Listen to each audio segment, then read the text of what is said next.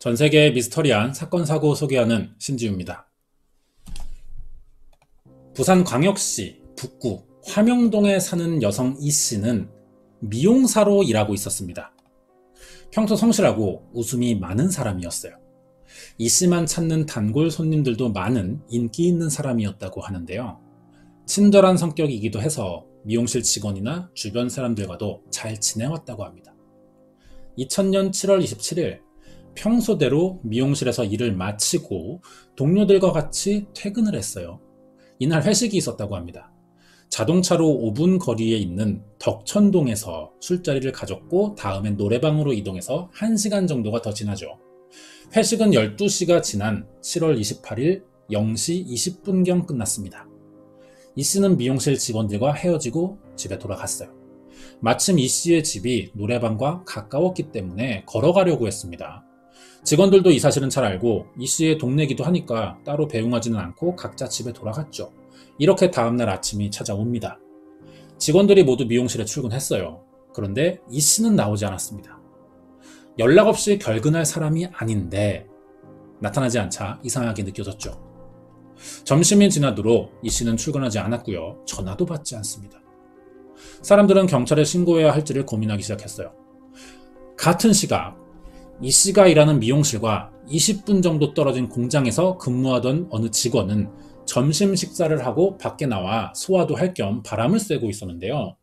이때 아주 이상한 광경을 목격하게 됩니다. 농수로에 여성의 모양으로 보이는 마네킹이 버려져 있는 거예요. 가까이 가서 보니까 마네킹이 아니라 이미 사망한 여성이었습니다.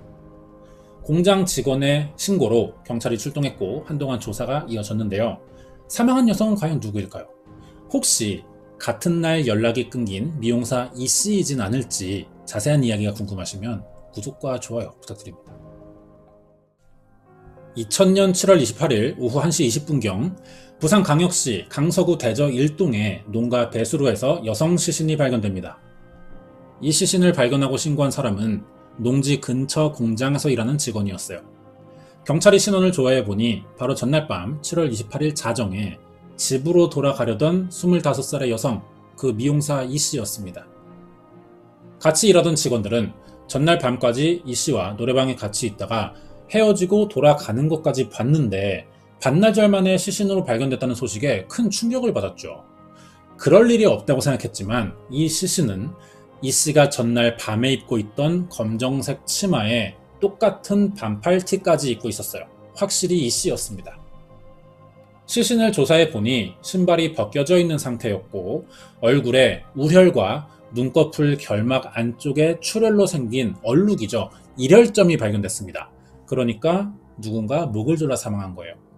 목에 피부도 벗겨져 있었는데요. 범인이 아주 강하게 반드시 죽여야겠다는 생각에서 졸랐다고 볼 수 있습니다. 다리에서 큰 부상이 발견됐고 속옷도 벗겨져 있었어요. 범인은 경험이 부족하거나 외국인일 가능성이 높아 보입니다. 체내에서 정액 반응이 나타났거든요. 범인은 남성이고 A형으로 추정됐는데 여기서 범인을 가리키는 가장 확실한 증거인 DNA 분석이 되는데도 혈액형을 추정만 했다는 거죠. 이 이유는 현장이 농수로였기 때문에 흙이나 다른 이물질이 섞이기 좋은 곳이라는 겁니다. 오염됐을 가능성이 충분하기 때문이죠. 여기서 경찰은 피해자의 시신을 보고 어딘가 이상하다는 생각이 들었습니다. 성폭행 살인이 있었는데 E씨의 몸에는 아무런 반항흔이 발견되지 않은 거예요. 이 사실은 법의학자의 시신 부검으로 밝혀졌습니다. 다리에 남은 큰 상처는 2명 이상의 범인이 피해자를 움직이지 못하도록 붙잡아 고정한 흔적으로 보이며 허벅지 안쪽에 특히 상처가 깊게 있던 것은 범행 당시 고문에 가까운 폭행을 했기 때문이라는 거예요. 이 외에 특이한 점으론 시신에서 즉시성 시강 상태가 보인다는 겁니다. 인간은 사망하면 온몸의 기능이 정지되면서 힘이 풀리게 되어 축 늘어지는 상태가 되는 거죠. 그런데 이 즉시성 시강이란 극도로 긴장한 상태에서 근육에 강하게 힘을 주다가 사망하면은 그대로 몸이 움츠러든 채 굳어버리는 현상을 말합니다. 이것으로 피해자가 사망 순간에 느낀 감정이 어떨지를 생각해 볼 수 있어요. 범인들에게 붙잡히면서 엄청난 극도의 공포 상태를 겪은 거죠. 그리고 목이 졸려 죽을 때 극도의 긴장감까지 왔을 겁니다. 아마 자신이 누군가에게 강제로 죽어가는 상황을 온몸으로 느끼면서 숨이 끊어진 거예요. 발견 당시 왼손에 풀잎이 움켜져 있는 상태였거든요. 고통이 엄청났던 겁니다. 이제 범인을 좀 찾아야 될 차례인데 경찰은 피해자 몸에 남은 상처를 통해 범행이 어디서 이루어졌을지 추측해봤습니다. 팔에 일정 간격으로 깊게 파인 상처가 있던 거예요. 이 상처가 어떻게 생긴 것인지에 대한 많은 실험이 있었는데요. 철제 그레이팅에 강하게 쓸린 것으로 결론이 내려졌습니다. 그레이팅은 옥외 배수구를 덮는 뚜껑이에요. 대부분 철로, 거의 비슷하죠. 전국의 모든 그레이팅은. 이런 모양이에요. 팔에 상처가 남았으니 범인들은 피해자를 끌고 가는 방식으로 시신을 운반했을 겁니다. 2명 이상이 납치 후 성폭행을 저지르려면 자신들만의 공간이 필요했겠죠. 그러니까 실내였을 가능성이 높아 보이고요. 살해한 후 끌고 나오면서 이 그레이팅 위를 지나쳤다고 볼 수 있겠죠. 따라서 범행 장소는 그레이팅을 지나갈 수밖에 없는 실내였을 가능성이 크다는 겁니다. 아마도 창고나 기계 수리센터 같은 곳을 범행 장소로 추정해 볼 수 있는데요. 시신이 발견된 대저 일동 농수로 근처는 공장이 많은 곳입니다. 대부분 그레이팅이 설치된 창고를 보유하고 있었어요. 범인은 이곳 어딘가에서 일하는 사람일 겁니다. 경찰은 이 지역의 공장에서 일하던 사람들과 시신이 발견된 농수로 방향으로 배달을 다니던 사람들의 신원을 확인해 봤는데요.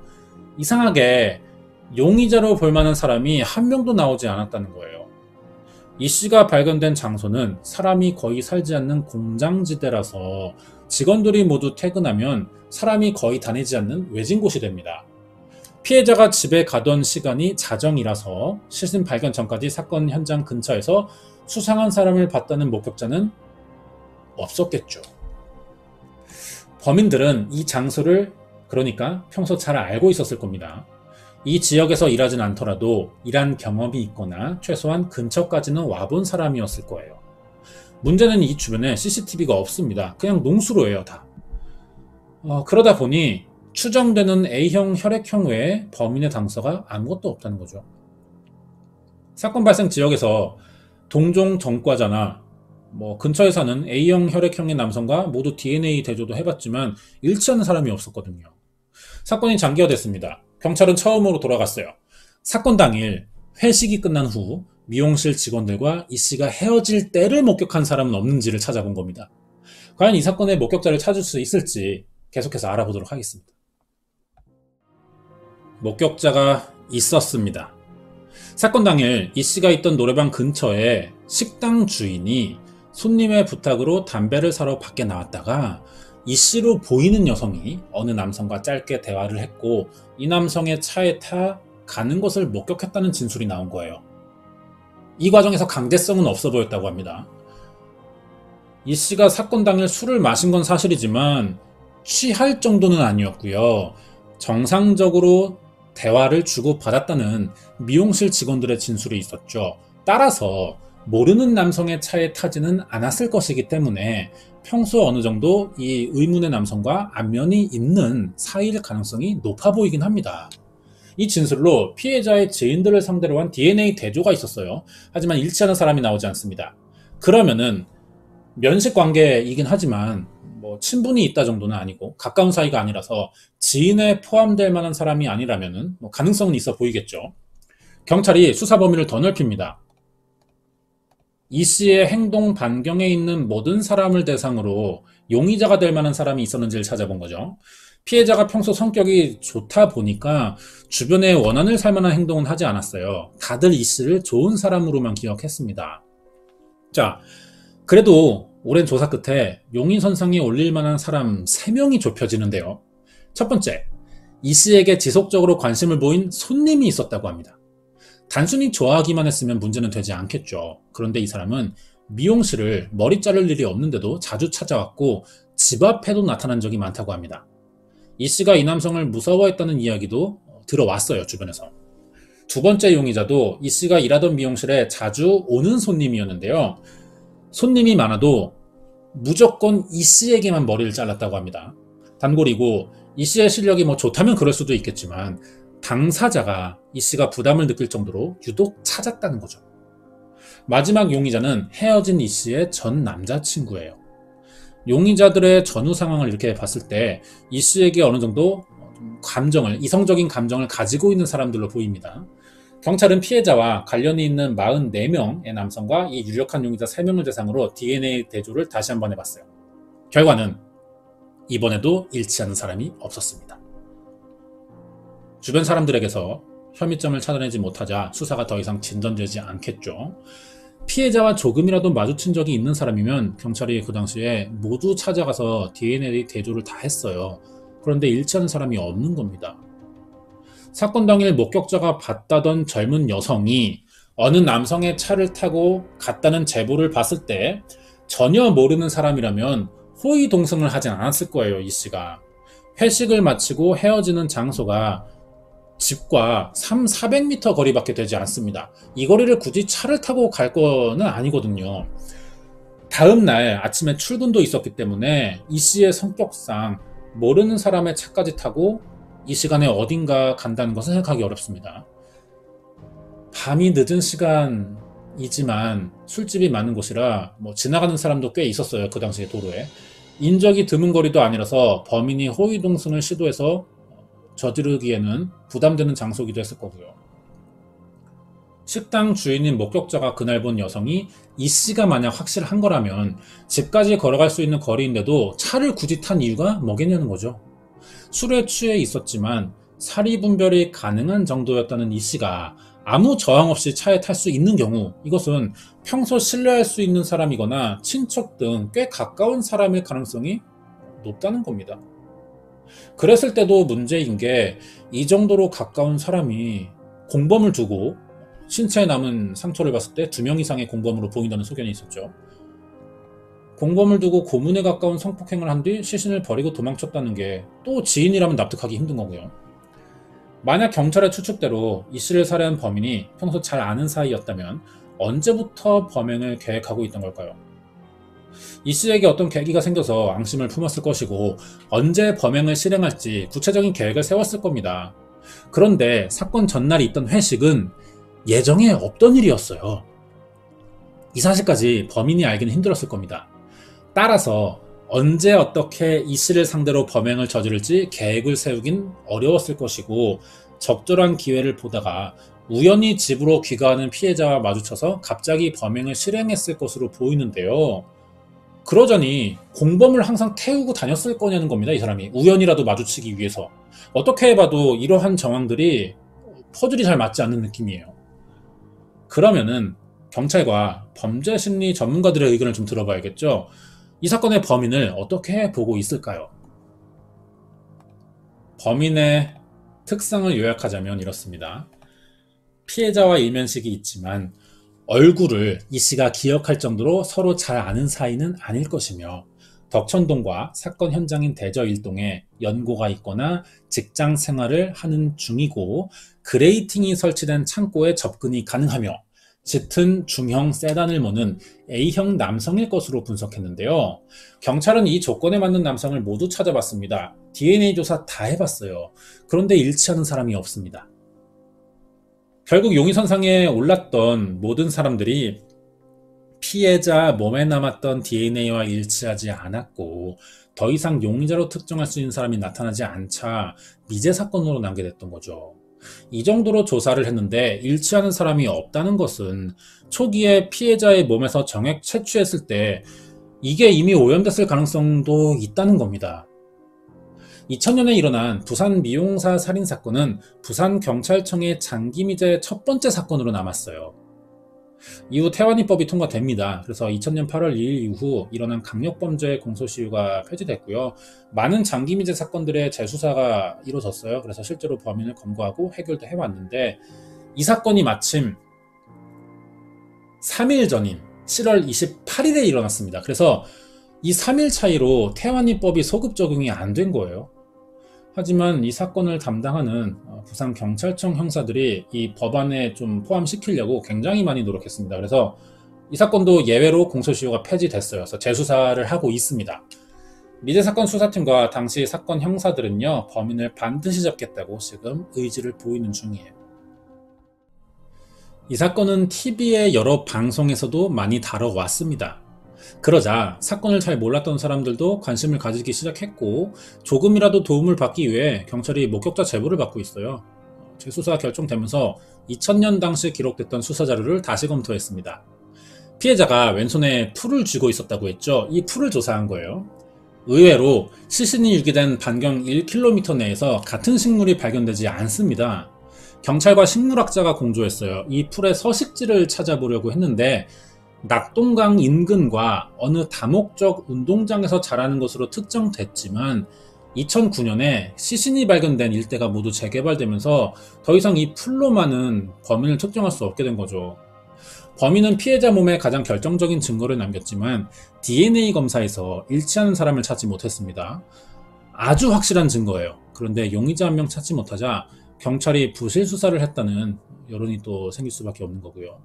하지만 최근 사건을 재조사하면서 모든 단서와 발견된 증거들을 재검토해 본 결과 완전히 그전까지의 수사 결과와 다른 새로운 정황이 드러났습니다. 그때보단 과학수사가 발전했고 범인을 더 자세히 특정할 수 있을지도 모른다는 생각에 한 번 더 범인의 정액 샘플을 DNA 분석해본 거죠. 반전이 일어났어요. 혈액형이 A가 아니라 O형으로 나온 겁니다. DNA 오염의 가능성이 아니라 애초에 분석 결과가 잘못됐었던 거죠.